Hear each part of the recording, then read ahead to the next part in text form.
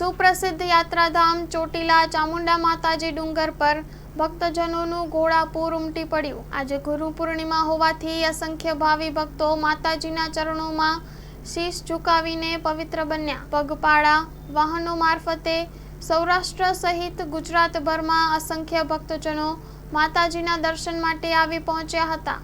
કોઈ અનિચ્છનીય બનાવ ન બને તે માટે ચોટીલા પોલીસ ખડે પગે। Story report by Vikramsinh Jadeja, Chotila.